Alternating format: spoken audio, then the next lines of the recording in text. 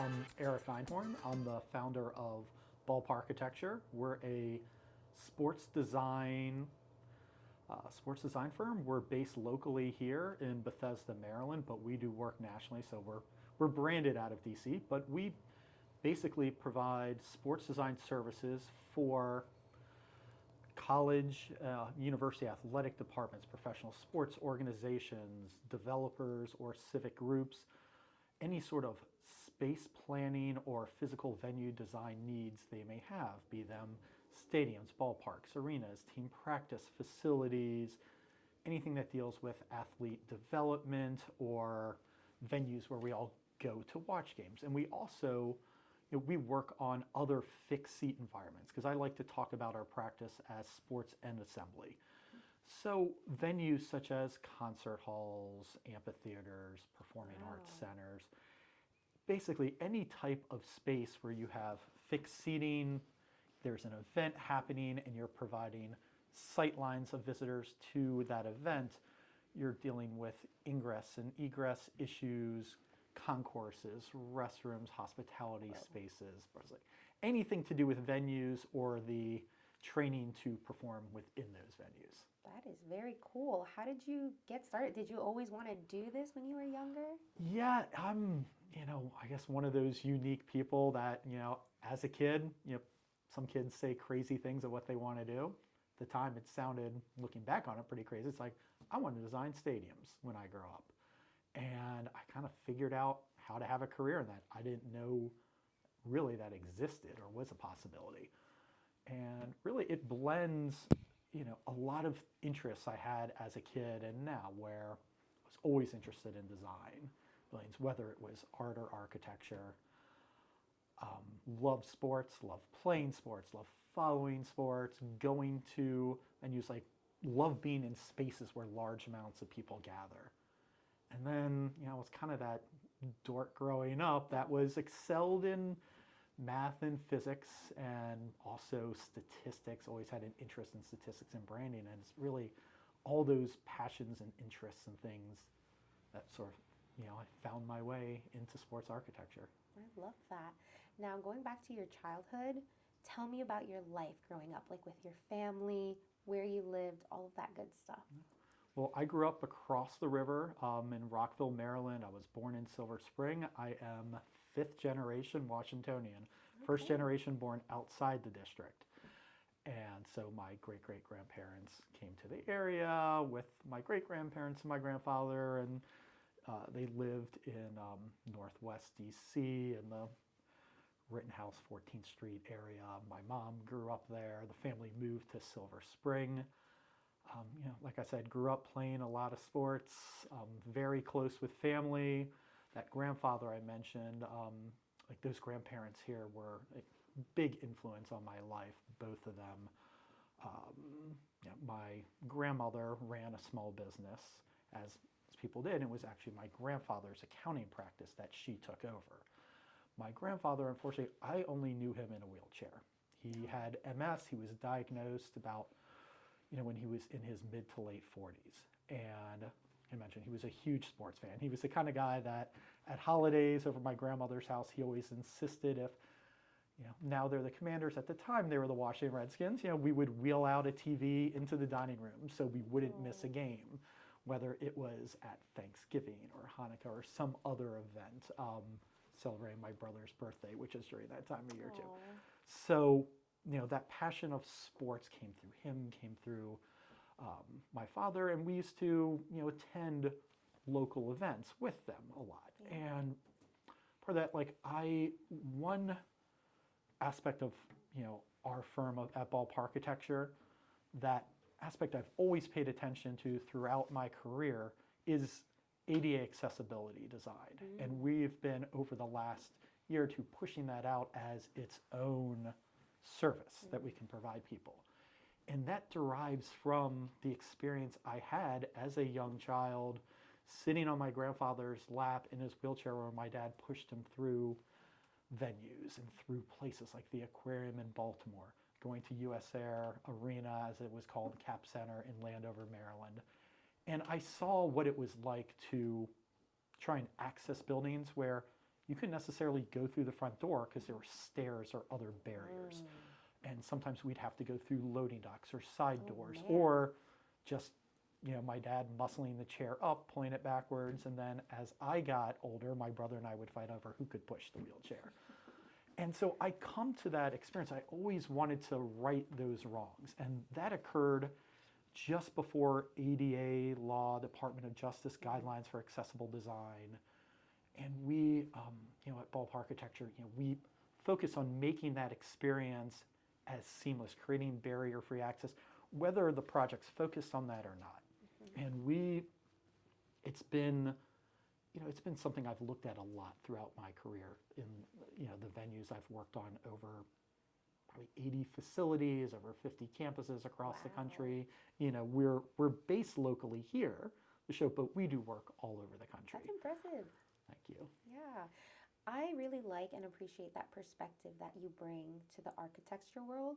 A lot of people, I feel like oftentimes, like people with certain disabilities are often overlooked, or they don't have those spaces where they can go comfortably. And I feel like you're opening those doors by having had that experience growing up and providing people with this kind of accessibility to these events that they so want to go and enjoy. Like, I really am happy that somebody's out there thinking of that, because it gets overlooked sometimes. So that's amazing. And thanks for bringing that to the design world. Yeah.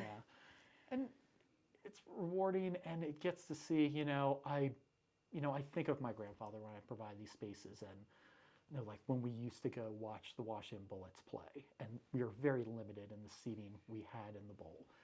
And, I mentioned, his love of the Washington Redskins, which got passed down. And, we never went to a game at, RFK Stadium, which is now about to be demolished. And maybe a new stadium goes on that site. Maybe it's in Virginia, maybe it's in Maryland. We still don't. That's still being worked through.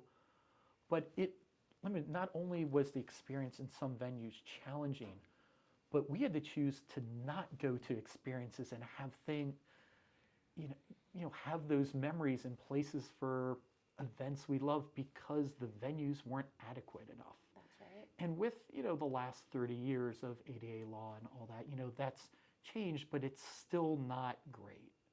And one of the benefits to our practice, Ball Parchitecture, and when we can really focus on bringing the ADA aspect and accessibility, not just up to code, but making that experience great for people.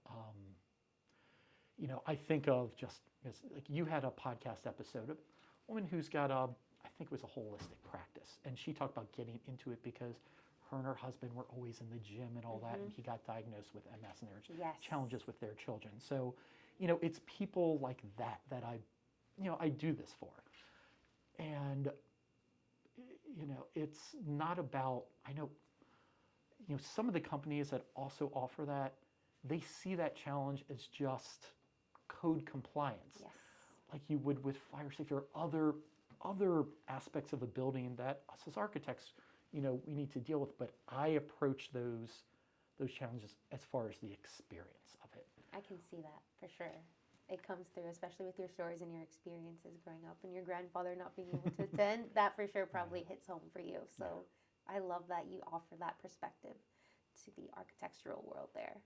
And then can you tell me a little bit about marketing, like for your business? Like, what all are you guys doing?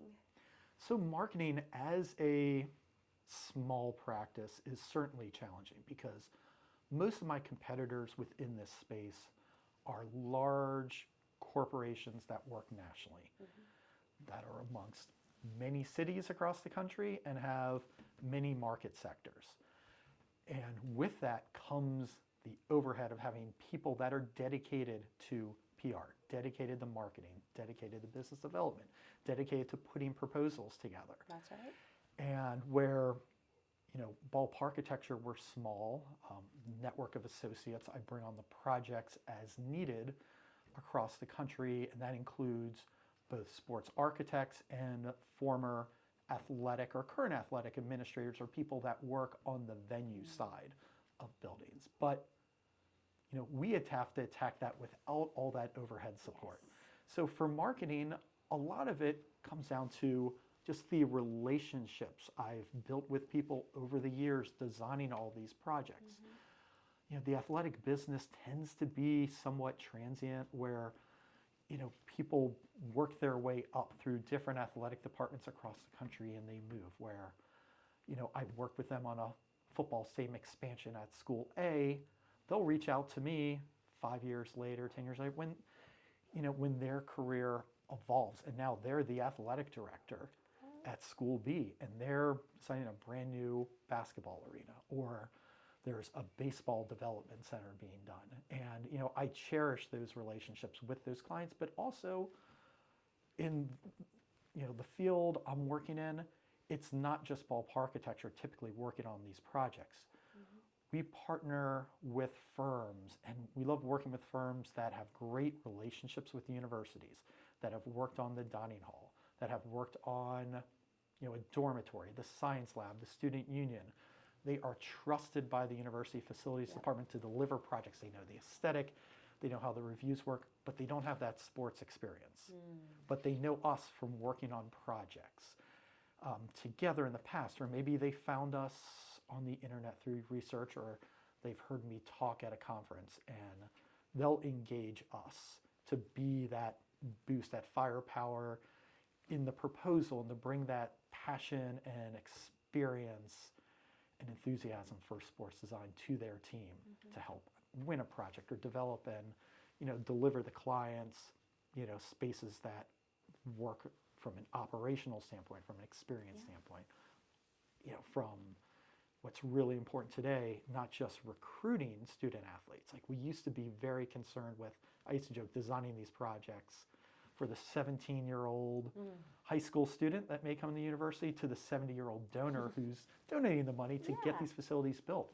But especially in the last couple of years with NIL, with the transfer portal at the collegiate athletic, and you're not just recruiting your student athletes from high school. It's like every year you gotta show the program's worth and value to keep how you're going to develop these student athletes both on and off the field for careers within sports or careers in business. And what the 17-year-old might be looking at is different from what the 22-year-old graduate transfer coming into a program. And we're seeing, even with the current NCAA basketball tournament now, you're starting to see a shift between what, say 5-10 years ago, getting those athletes in, say, collegiate basketball that they called one and dones, those blue chip stars that can really change your program, to what's happening now with the transfer portal.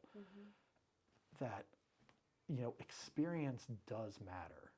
I feel like in all aspects of what we do, whether it's me as a designer or an athlete on the field. And sometimes experience and care can overcome just talent. It's how you apply that talent, how you develop that talent. And that's, part of what we do in our buildings is to help these university programs develop the talent and develop those individuals. So like building those relationships with them, and also through word of mouth, it seems. Yeah, and then marketing, it's like we have a website, try and speak at conferences when we can, but we're small and we're limited. We don't have, we've got budgets we got to adhere to. We have, limits on time, because not only do I, as the founder, as the director of sports architecture and dealing with all our sports and assembly projects, I have to market, bring in work to the firm, but I'm the one doing the work. I don't pass this on to other people. Like when you hire Ball Parchitecture, you're getting my experience and my passion. You're getting me dedicated on your project. And so we have to be limited on how many projects we chase in a year, because I have to be able to provide that value to all my clients. That's right. Wow. Have you ever thought, maybe like once obviously the budget gets bigger, have you thought about bringing more people on board just to help you on the marketing side, perhaps, at least? Just to get your name out there and do like fun little videos, just to, how social media is like growing. I've thought about it, and part of it is like, I'm one of those people that as a kid, I liked figuring out how to do those things on my own if I didn't have, and I'm sort of still that way. I do see the value, and I've been to develop my career, I'm reaching out more. I'm taking classes on marketing and development. I recently took a weeks-long class in AI and how that can help, small businesses and solopreneurs, create content and compete against larger groups. Yes, you And how have to do done that very quickly well and how to ideate. But, it just makes me think of a story, as a child, my mom likes to tell how, I wanted, I don't know, it might have been in kindergarten or so, and I wanted a camera. And, I have a good imagination on it, and how she said, like, I just kind of like built something on my own. It didn't work. It was probably made out of a Dove soap box and an old toilet paper roll and all this, and I would walk around the neighborhood. But it's that, sometimes, as you grow a business, you do need to learn. And I learned this from running studios about delegating. Yeah. I like being hands-on because I know there's value in that. But yes, as the practice grows and as I'm looking at our trajectory from where we were a few years ago and our plan from 3-4 years along going to be, I know there are people both in the organization and outside to support the organization. Like I need to bring on to keep the business going. But when you're ready and that time But when comes, I'm ready, of course, yes. And then I'm going to ask you one last question here. If you could leave our listeners with any message or anything in your heart that you'd like to share, it can be in regards to your industry, life, sports, what would that be? That's a great question. One thing, it applies to all, just when people think about their career. So less about my company and more about for people to, enjoy and get the most out of their lives is, take that chance and that opportunity to follow your passions. Remember a lesson from like my father about talking about, not just having a job, but wanting to have a career and the difference between the two. Yes. And what he does and opportunities he turned down throughout his career because, he's a solopreneur, he's an attorney, has his own practice, he loves to litigate in court, and he's developed his practice to be able to do the things he loves. Yeah. And, having that opportunity to not in the same field, but develop that for myself, having worked in the corporate world, which I didn't have, people within my family really that did that. Everyone has their own small businesses. And it took me longer to be like, okay, I'm at a point where I can put out my own flag and my own sign and attack this market sector. Wow, it sounds like it definitely runs in the family. That's it's cool. like follow your passions. Yeah. I think when you do that, it doesn't feel like work. Yes, so. That's a great piece of advice for anybody in any industry. So thank you so much for your time and for giving us your stories and awesome advice. Thank you. Yeah. I appreciate it, Lil. Thank you for having us here.